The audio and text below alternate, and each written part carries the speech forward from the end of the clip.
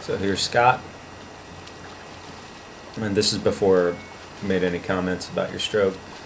So, pretty good body position. Your hips and legs are not too low. They are a little low here, and head and breathing are good. So you're not raising your head up to get a breath.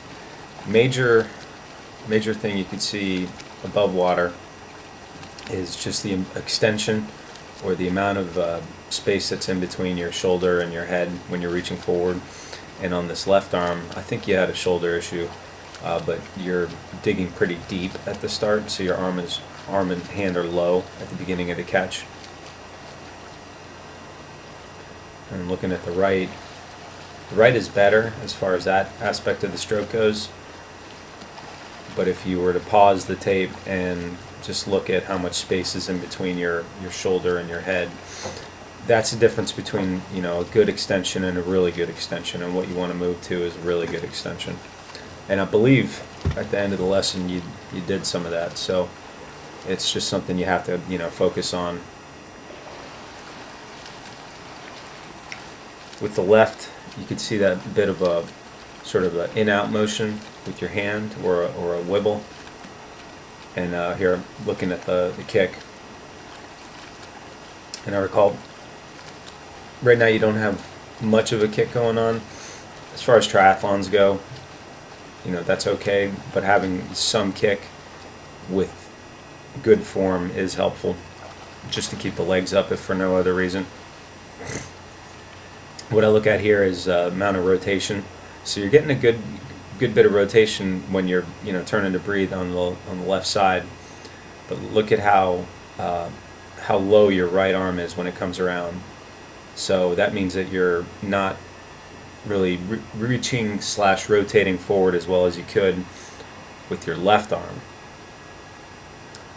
So you'd want to see, you know, that right shoulder popping out of the water more, which would be a result of reaching forward more with the left. Now the points that you're reaching to are pretty good.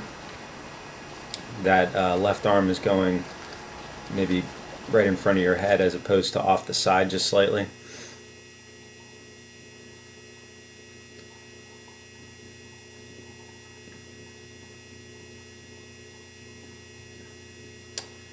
Okay, so looking at the underwater, I take back what I said about the kick. You do have a fair amount of kick going on. Just make sure you generate it from the hip. I think we talked about that.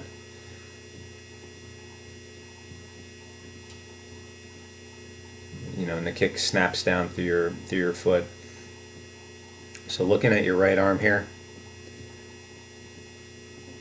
more or less what's going on there is what I would call a straight arm pull, meaning that, you know, there's no bend at the elbow, and the left is a little more of a elbow slip. So with the straight arm,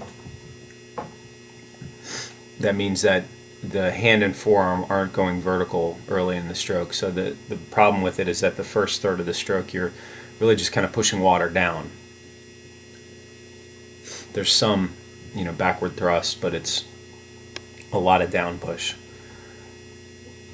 With the left, you can see how low it is at the beginning of the catch. So again, if that's a flexibility issue, so be it.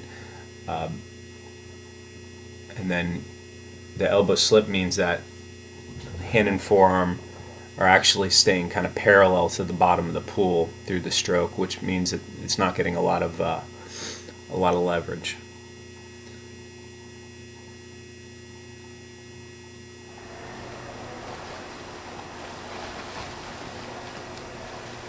So this is just working on the extension, just trying to reach more and close down that gap in between your head and your shoulder. And look at the difference that this alone makes. I recall from the lesson I said, you know, if nothing else, just keep working on this, because your streamline is better and you're pulling more water just by virtue of having reached forward more. And this is So this is just working. this is almost like a quantum leap in improvement. So you have to just keep doing this the entire swim. That's the streamline, hard part, improve because splendor it is just by work doing to this. stretch out this So the much. flexibility thing will be very helpful for you.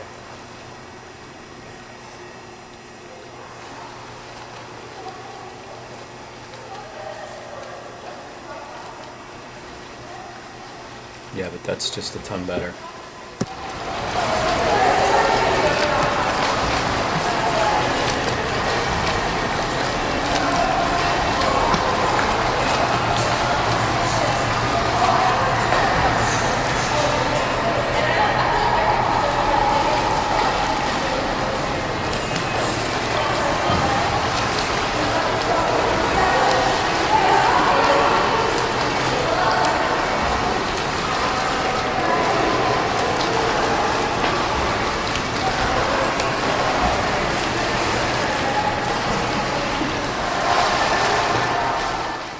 Alright, and then this was working on one arm drill, trying to get that high elbow catch. So, you know, the key here is a little bit of internal shoulder rotation after you extend forward, and then the hand and forearm kind of operating as one unit, angle vertical to the bottom of the pool.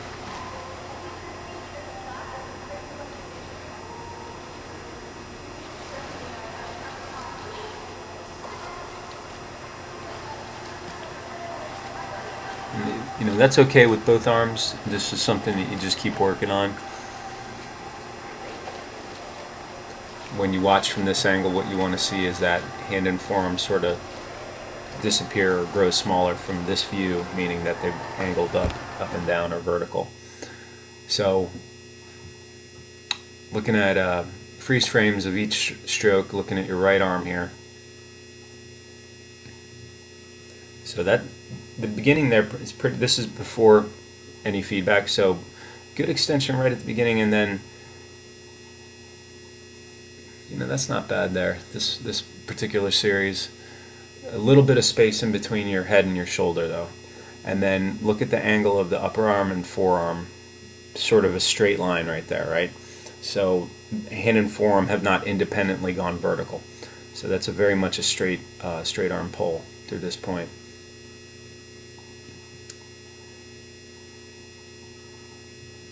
And then pretty good finish to the stroke. So your hand might be turning slightly there. You want to keep the hand flat relative to the back wall, just like that. So no problems really with the finish of the stroke.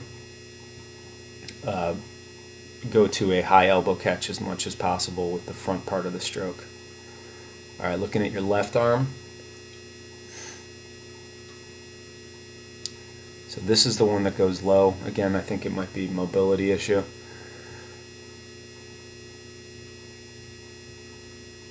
And then if you look at the angle angle of hand and forearm relative to the bottom of the pool again, you're a little more parallel here. And even as you start the stroke, so hand and forearm parallel to the bottom means there's a lot of slip or not a lot of leverage created.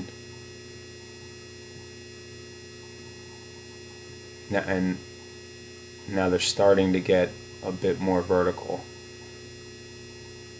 There you go.